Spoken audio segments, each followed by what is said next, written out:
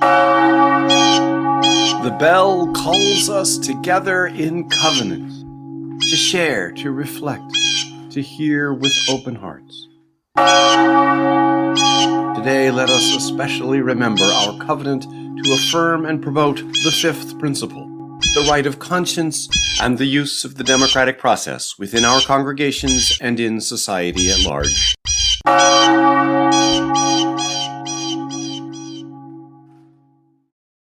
Our opening hymn is number 1000, Morning Has Come. Please sing along with the Long Island Area Council of the Unitarian Universalist Congregation Service Choir. Morning has come, arise and greet the day. Dance with joy and sing a song of gladness. The light of hope here shines upon each face. May it bring faith to guide our journey home.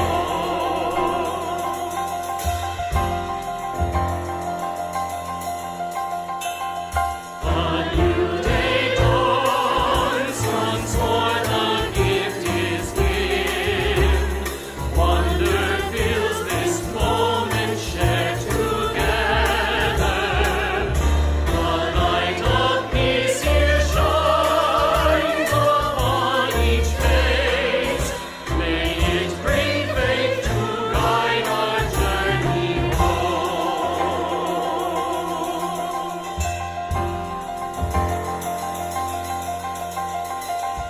Open our eyes to see that life abounds. Open hearts to welcome it among us. The light of love here shines upon each face. May it bring faith to guide our journey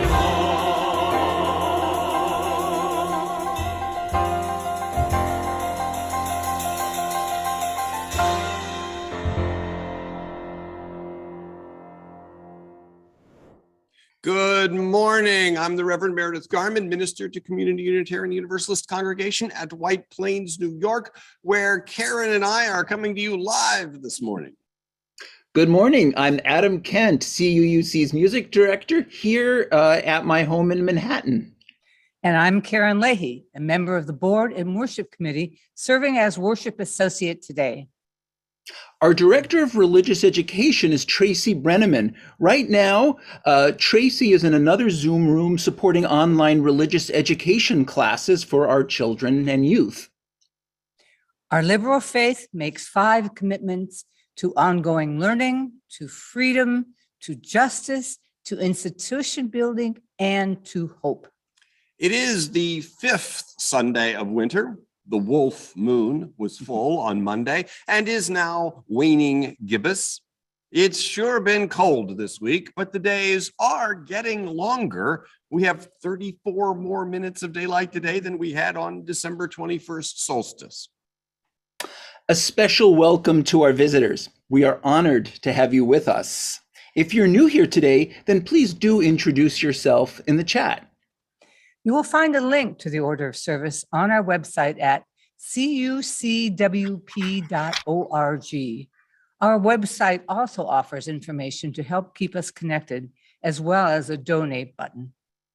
If you have a joy, sorrow, or milestone you'd like to share, please enter that into the chat now. Please make the first word joy, sorrow, or milestone so that at the end of the prayer, I'll know which chat entries are meant for me to speak. We'll now have our chalice lighting. We invite you to light a chalice or candle at home, along with Scott Damashek, as he leads us in our chalice lighting. Hi, I am Scott Damashek. As a member of the board for this congregation, I welcome you. I would like to thank everybody for their support for Hope Cooking Project. Hope is the recipient of this month's plate share, and your continued support is appreciated.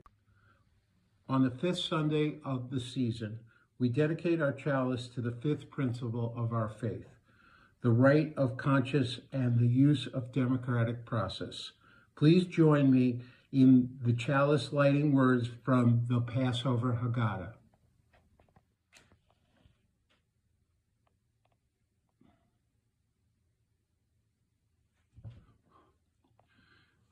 May the light we now kindle inspire us to use our power, to heal and not harm, to help and not hinder, to bless and not curse, to serve you, Spirit of freedom.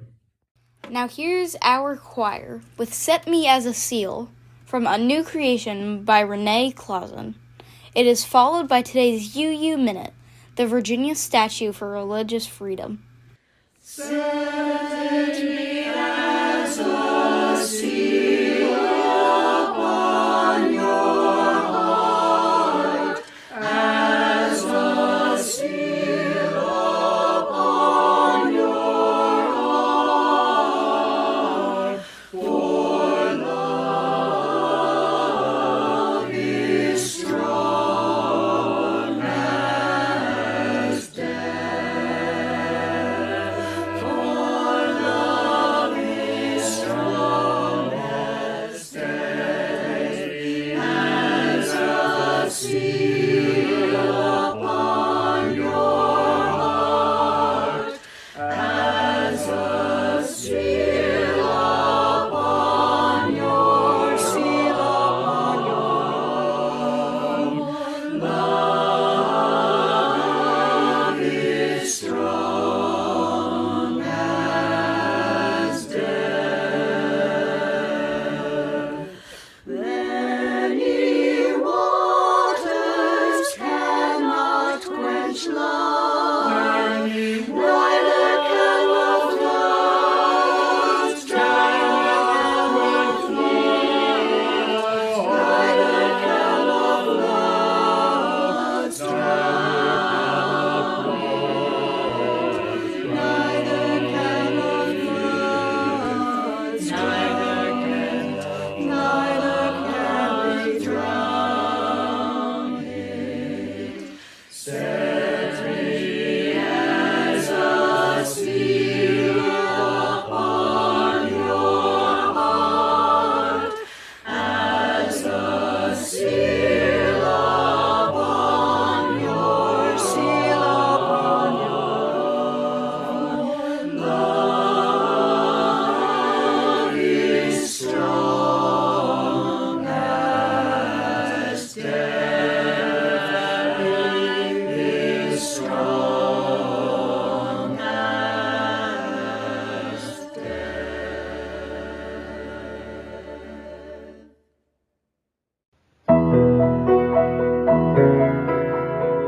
Thomas Jefferson called himself a Unitarian, and after 1796, when Joseph Priestley founded a Unitarian church in Philadelphia, Jefferson attended when he was in town.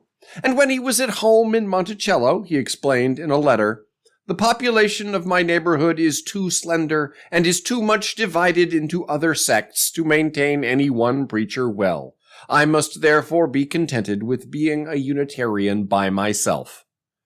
When Jefferson died, the instructions he left for his gravestone were that it say, "Here was buried Thomas Jefferson, author of the Declaration of American Independence, of the Statute of Virginia for Religious Freedom, and father of the University of Virginia." He wanted to be remembered for just three things, and serving 2 terms as President of the United States and doubling the area of the U.S. with the Louisiana Purchase didn't make the cut. But writing the Virginia Statute for Religious Freedom did. Jefferson wrote that statute while serving in the Virginia House of Delegates and introduced it there in 1779. It failed to pass at that time, but just a few years later, James Madison, then himself in the Virginia House of Delegates, revived Jefferson's bill and got it enacted in 1786 while Jefferson was in Paris. The Virginia Statute for Religious Freedom disestablished the Church of England in Virginia and provides that no person can be compelled to attend any church or support it with taxes. It says that an individual is free to worship as he pleases with no discrimination. Once again, we see the link between the Unitarian outlook and insistence on religious tolerance. In Massachusetts, however, 40 years later, towns were still taxing residents for the support of Protestant churches.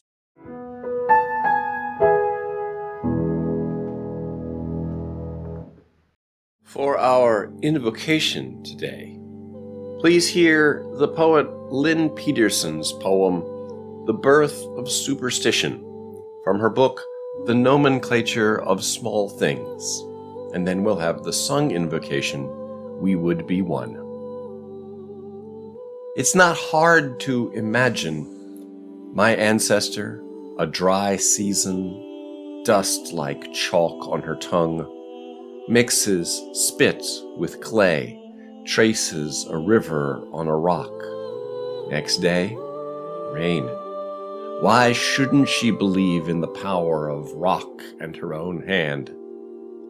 I carry this need for pattern and rule, to see connections where maybe there aren't any.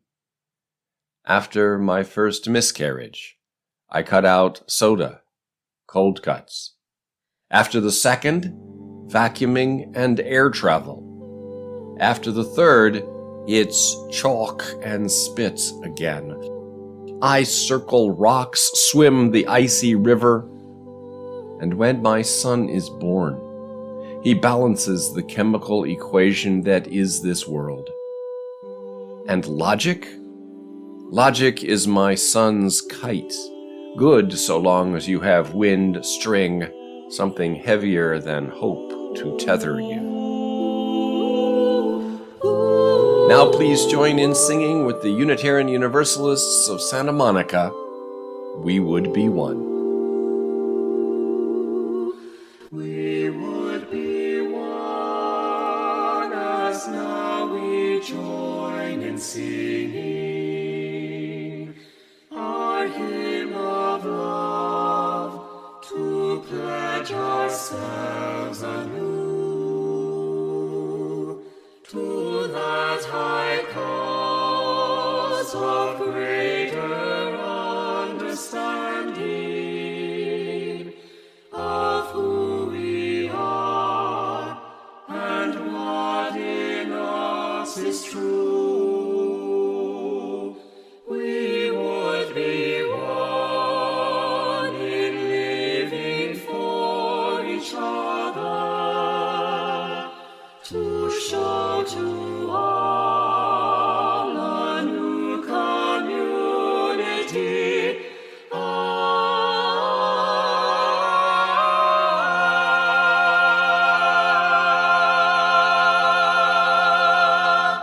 We would be one in building for tomorrow a nobler world than we have known today. We would be one in searching for that meaning which binds our hearts and points us on our way. As one we pledge ourselves to greater service, with love and justice strive to make us free. Oh, make us free.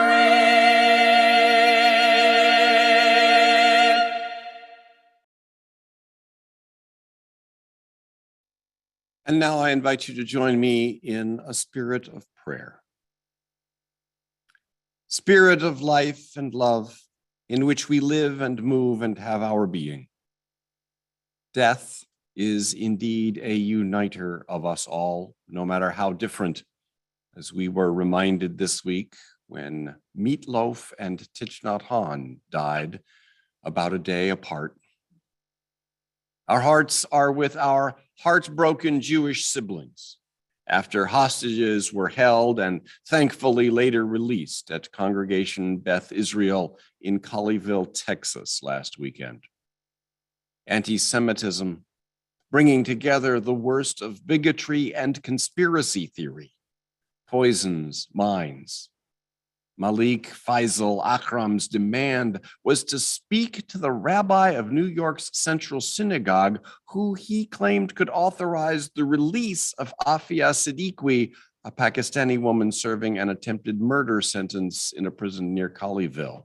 This was a man in the grip of the delusion that Jewish people, 2% of the US population, 0.2% of the world population, and generally as fractious and unmanageable as Unitarians, somehow control the world. I am so sorry that human hearts succumb to that delusion. May we be agents of truth against delusion and bigotry. Our hearts are with our siblings in the Ukraine as troops from Russia approach their borders and anxiety of an impending attack rises. And with our siblings in Kazakhstan and in Haiti, where so many lives have been turned upside down by political and economic upheaval. May we be agents of peace against violence and of justice against oppression. Our hearts are with our siblings who are immigrants and refugees. May we be agents of upholding the dignity of everyone. An estimated 66 million people are currently infected with COVID. Officially reported deaths from COVID so far are at 5.61 million, though some estimates are that over 19 million have died so far. Our hearts are with all our siblings racked with COVID, or with grief from the losses of COVID, or with exhaustion and stress of being a healthcare worker in this time of pandemic. We know that the pre-existing condition that complicates this disease is inequity. Income inequality is now a stronger indicator of whether someone will die from COVID-19 than age. May we be agents of a new and true equality.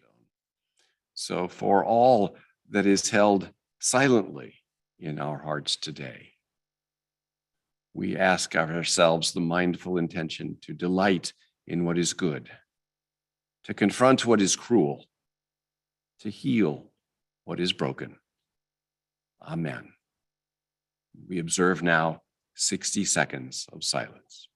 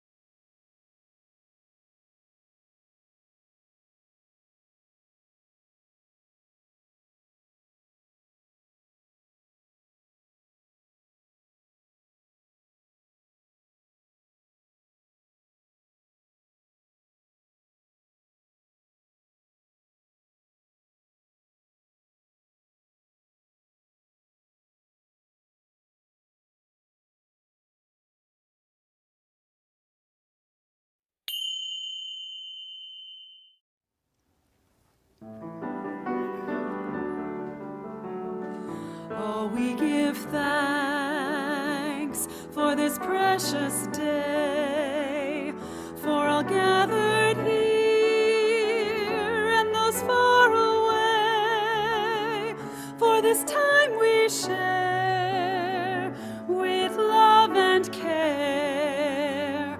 Oh, we give thanks for this precious day.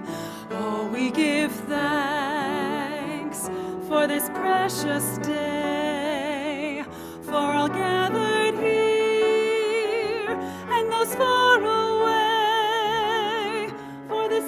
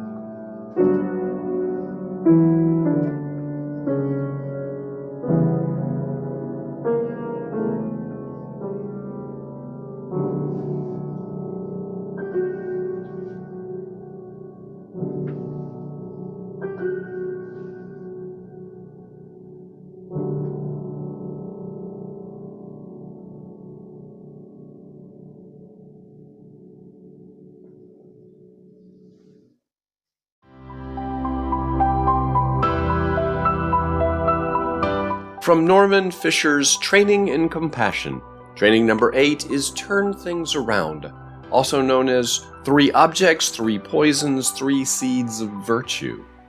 3 kinds of objects are the kinds to which we're attracted, to which we're averse, and to which we're neutral. Things we like, things we don't like, and things not particularly either way. The 3 objects lead to the 3 poisons. Attraction can lead to greed. Aversion can lead to hatred or anger. Neutrality can lead to numbness or neglect or confusion or dissociation. Greed, hatred, confusion are all about how miserable you are because you don't have enough of what you greedily want, or you have way too much of what you hate, or you're numb, confused, dead inside. Miserable. To turn things around, turn your attention to the fact of what you're feeling. Feeling greedy for something? Go into that and completely feel the greed. Feeling angry, hateful, aversion? Go into that and completely feel it. Let go of your story about what you deserve or don't deserve. Let go of the story that justifies what you're feeling, and just feel the feeling totally. Now a seed of compassion begins to grow, because what you're feeling is a universal human feeling. All around you are other people, gripped by their own version of what you're feeling. The reactive energy that was making you miserable now radiates out as connecting compassion. Now the 3 poisons are turned around into the 3 seeds of virtue. For more on this training in compassion, see the post at cucmatters.org.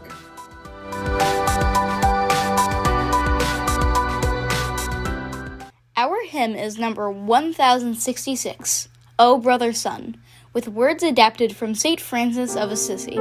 Please sing along with Ed Luby and Brian Kenny of the Kitsap Unitarian Universalist Fellowship in Bremerton, Washington.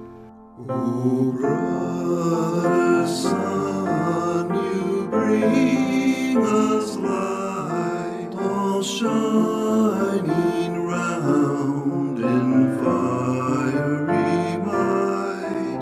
O sister moon, you heal and bless, your beauty shines in tenderness. Oh, brother wind, you sweep the hill, your mighty breath both freshens and fills. Oh, sister, water you cleanse and flow through rivers and streams in ice and snow.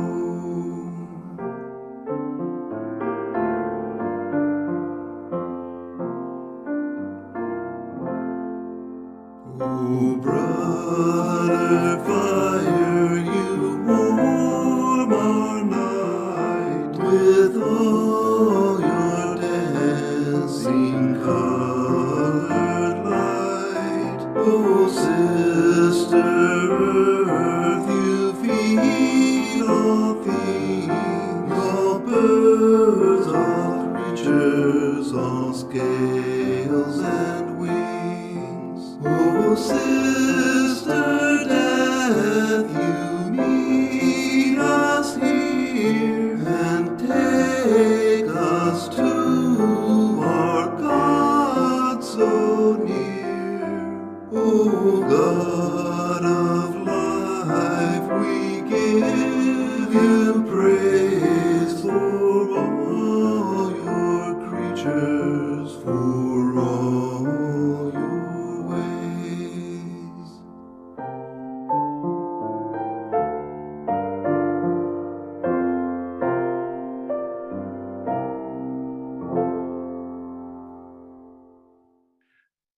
I'm interested in what we believe. And in particular, I'm interested in those things that we believe, but don't really believe, the things we pretend to believe, and why we do that. Do you talk to your car? Come on, start. Or please, please make it to the gas station. St. Francis talked to the sun, he called it brother. He talked to the moon, called it sister. He talked to the wind and the streams and the earth and the fire. If he'd had a car, he probably would have talked to his car. We don't really believe that our cars hear us or understand or in any way care about whatever we may be saying. A lot of us know that and yet talk to our cars anyway. I do. Some of us even name our cars. Does your car have a name? Our car has a name, and I really appreciated that when we got it a couple of years ago and I was telling someone about our new car, the question they asked was, what is its name? Her name is Meredith, because she's a Subaru, and Subaru is the Japanese name for the constellation that we call the Pleiades, and the Pleiades in Greek mythology are the seven sisters, daughters of Pleione and the Titan Atlas. Meredith is one of those sisters, and I picked that name because Meredith is the only sister who married a mortal. The mortal she happened to marry was Sisyphus, which would make Laura Kim and me collectively Sisyphus, which, yeah, I kind of resonate with that too, some days more than others. So there's this little story I have, a story to participate in, which enriches my experience of the particular automobile to which I have the keys. It connects me to a little bit of my family history.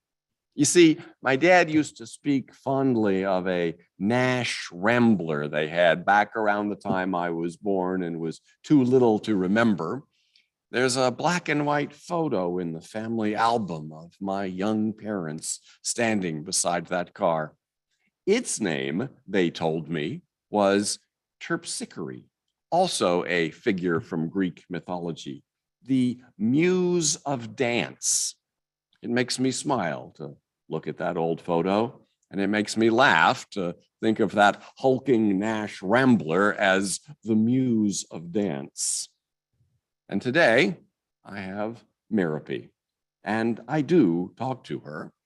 When I enter the garage to go out somewhere, I'm apt to call out, "Hello, Meredith." I might add, "How are you today?"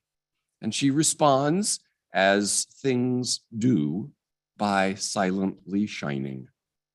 Upon returning from whatever trip or errand took me out, I get out of the car and walk around and typically pat her on the hood and say, "Thank you, Meredith. Good car." Many people talk to their pets this way, "Good dog," which might seem less crazy than saying "good car" to a metal mechanism. When we do talk to non-living things, it's more often in frustration. One evening, as a boy, I was on the periphery of the kitchen as my mother, a physics professor, struggled to open a jar. "Come on," she said to the jar, "what's the matter with you?" as her white-knuckled hands strained to twist the lid. My father entered just in time to hear this. "It takes a physicist," he observed, "to believe in the perversity of inanimate objects." It turns out, as I have only recently learned, that there is a thing called resistentialism, the idea that objects deliberately resist human intentions. Wikipedia says that resistentialism is a jocular theory to describe seemingly spiteful behavior manifested by inanimate objects, where objects that cause problems, like lost keys or a runaway bouncy ball, are said to exhibit a high degree of malice toward humans.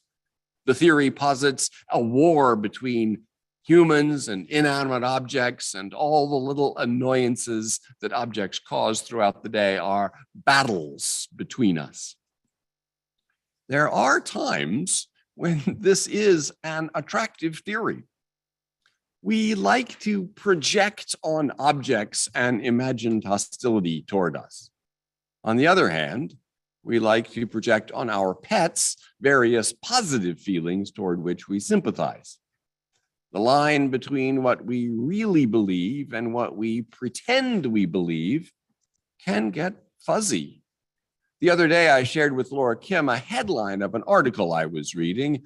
I've been kind of following the launch and deployment of the James Webb Space Telescope, and one article I read was titled, "Even NASA Seems Surprised by Its New Space Telescope." Subtitle, "The $10 billion mission is working better than anyone could have predicted." I shared this title with Laura Kim, who replied, "The scientists said that?" There was a faint tone of concern that the scientists shouldn't say that out loud because they'd jinx it. Neither NASA scientists nor Laura Kim really believe in jinxes, but they kinda believe it or pretend to believe it. A cautionary voice in their heads tells them, "Don't tempt fate." Much of this has a quite sensible rationale. If we talk about how well something is going while its conclusion is still in some doubt, then if it does end up failing, the social costs of that failure are likely to be higher than if we'd kept our mouths shut. If we are simply reminding ourselves of this rational risk analysis when we say, "Don't jinx it," then no harm. We don't really believe our cars can hear us or understand us, yet we talk to them as if they could. Sometimes we talk to the universe in general, as if it could hear us. And after all, isn't that what prayer is? And prayer is good for us. It helps orient us the way we want to be oriented. It draws on the part of the brain that we use for relating to other people, that constructs an understanding of other people as person-like, as having agency, as having beliefs and desires. To address our car or reality as a whole as person-like puts us into a story that enriches the relationship, that makes it more meaningful. If you have one of those smart speakers in your home, you can say, "Alexa, what's the weather?" Or "Alexa, play NPR." If you say, "Play Stevie Wonder," it'll start playing a list of his most popular songs, or you can request a particular one. If you say, "Alexa, tell me a joke," she will. Not a very good one, but a joke. If you ask how old she is, she'll say she's 7, because that's when the original version of the product was rolled out. You can ask if she's married, and she says she's happily single. If you say, "Alexa, let's have a conversation," she will access a conversation program that isn't very good, but is probably marginally better than some of the worst human conversations you've had. You can say mean things to your Alexa and it won't have any effect at all on how she performs with your next request. Or you can be nice and say, Alexa, thank you. And she'll say, you're so very welcome. And that won't have any effect on how she performs on your next request either. But it has an effect on you. The practice of being nice to things around you is a practice, and it shapes you, whether the inanimate things care or not. Pretending they are person-like helps reinforce habits for how you treat actual people. You don't really believe that Alexa or your car is a person, but it's good to practice. It's good practice to pretend that she is and be nice to her. On the other hand, believing in the perversity of inanimate objects, as Dad gently suggested to Mom, maybe isn't a belief or even a pretend belief that you want. It's not good practice because it trains you to see more perversity everywhere, including in your fellow humans. As the twig is bent, so grows the tree, and the tree of you is always growing. And so at this point, let's pause and let Adam bend us with some Debussy. Thank you, Reverend Meredith. Does your car hear you when you speak to it? Do the whirling, eddying snowflakes really dance for us? It would seem so, according to this piece, The Snow is Dancing, by Claude Debussy from his Children's Corner Suite.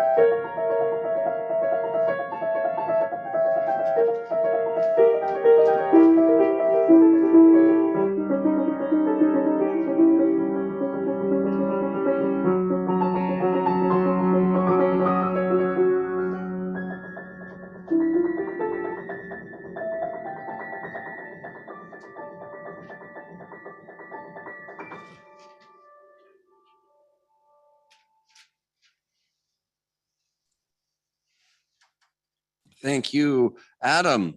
During that interlude, Laura Kim told me I had to mention the moose. During our morning walk, we go past a house that has a giant, life-size actually, statue of a plastic moose. And as we go by, we just say, hello, moose. And we don't really think it's a real moose or can hear us, but we say, hello, moose. Anyway, it's good practice. And if it's December, we say, Merry Christmas. Certainly, it's also good practice to treat your dog, your real one, as person-like, as having beliefs and desires that are entitled to a certain degree of concern and respect. Psychology professor Lisa Feldman Barrett argues that emotions are mostly socially constructed. There are only two that have a biological basis: pleasant and unpleasant continuum, and the high arousal to low arousal continuum. That's biologically real. Everything else in your emotional life is socially constructed. In her chapter, Is a Growling Dog Angry?, she makes the case that the growling dog isn't angry in the sense that the dog itself constructs anger from its experience, but it is angry insofar as we humans construct its anger, which we do in the same way we construct each other's and our own anger.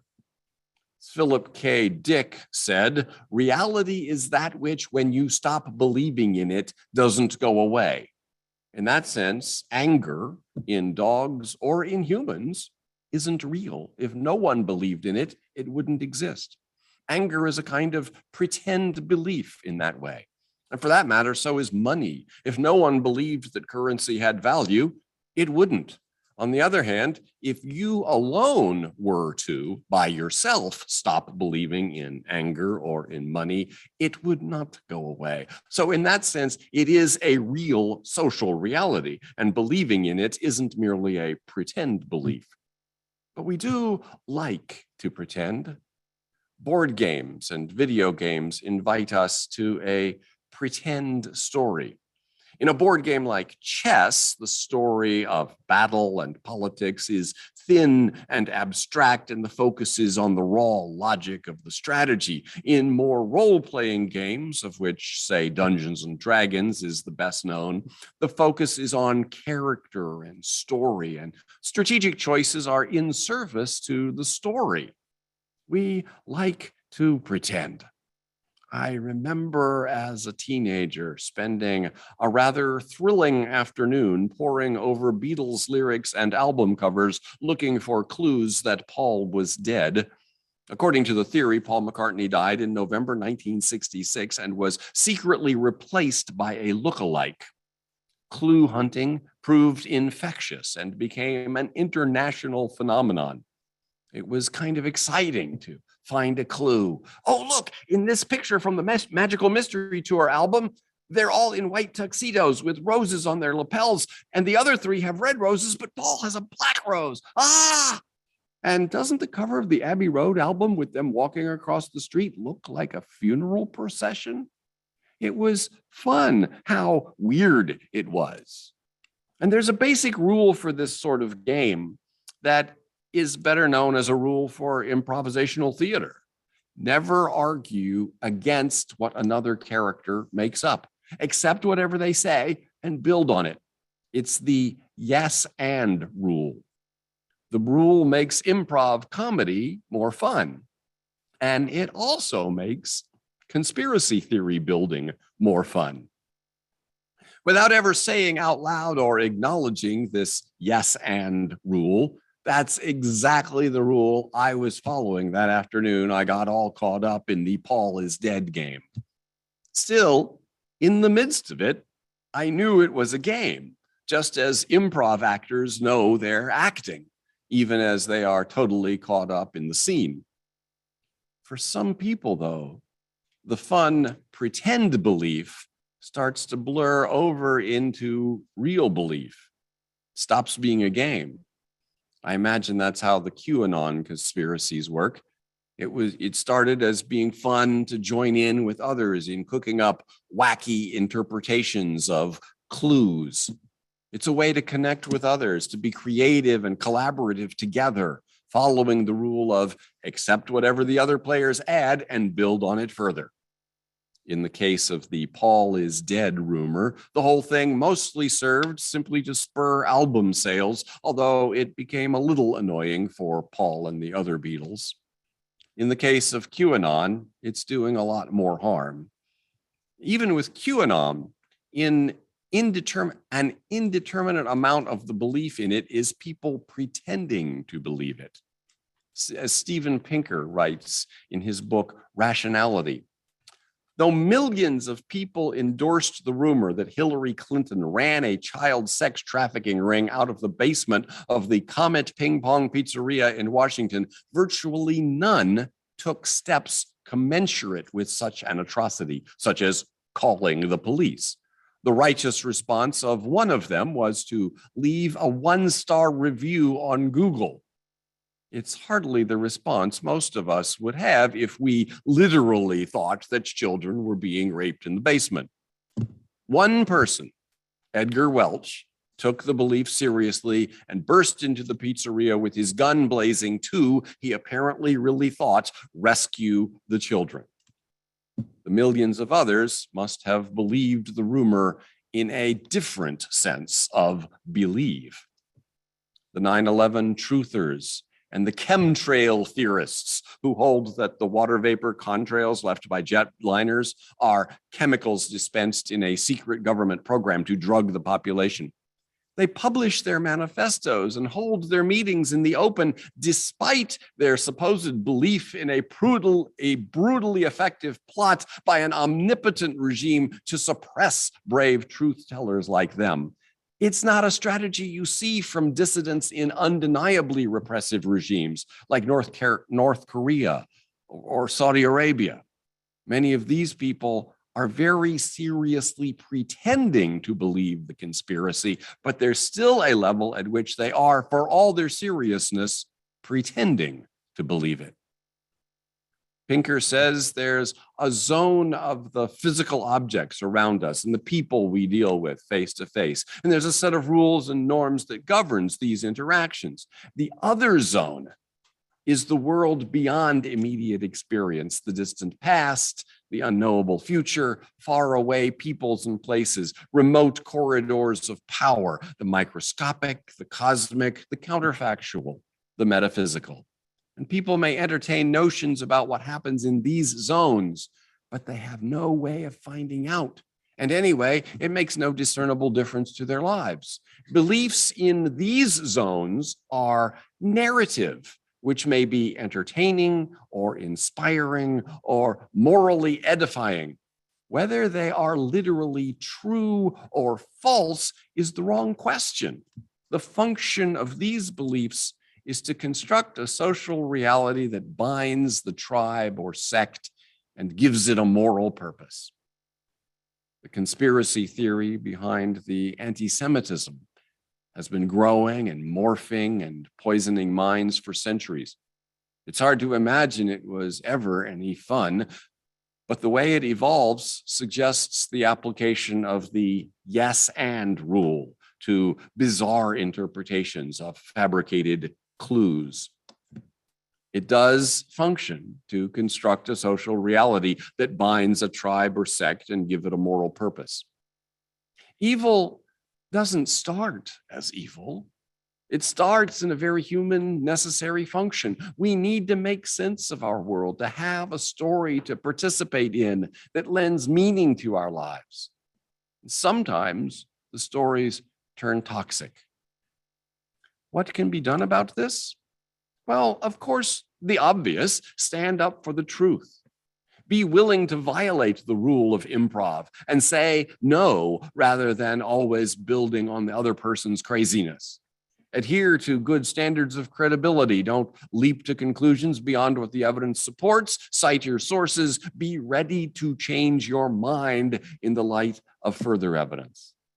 Be willing to say no to your own prior beliefs. We need a lot more of all those things. And I have one other suggestion that would not have seemed so obvious. Take an improv class and encourage the teaching of improv in our schools, because improv actors know they are acting, and we need to get better as a society at drawing the distinction between when we're really believing and when we're pretending to believe. Improv is also hugely fun, and we also need to have more fun and have fun with this weird thing that we're all saddled with called being human. May it be so. May truth and fun be in your life. Amen.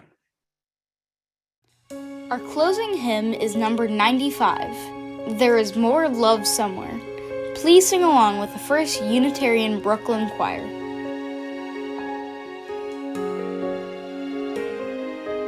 There is more love somewhere. There is more love somewhere. I'm gonna keep on till I find it. There is more love somewhere.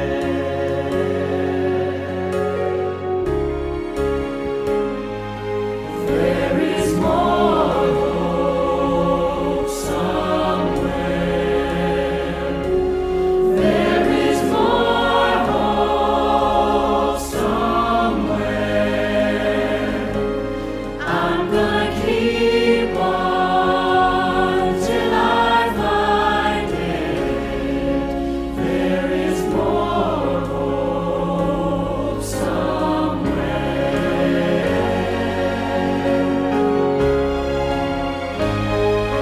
There is more joy somewhere. There is more joy somewhere.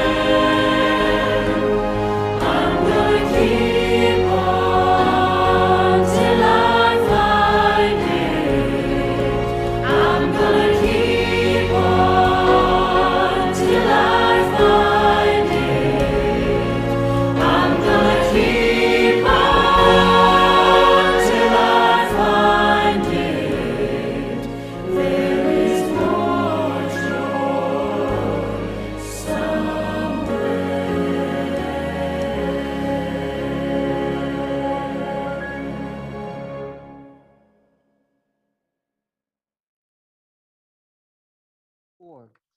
Now, please join Scott Demishek for our chalice extinguishing words as you extinguish your chalice at home. Please say with me these words as we extinguish our chalice. Our chalice extinguishing the flame of conscience and the light of the democratic method are now ours to carry forth. By the light of our promise to affirm and promote democracy and the rights of conscience. By the flame of our individual lights. And by the wisdom and compassion we only find and make together. Thus may we find our way. Go in peace. If you got troubles, then I've got them too. There isn't anything I wouldn't do for you. If we stick together, we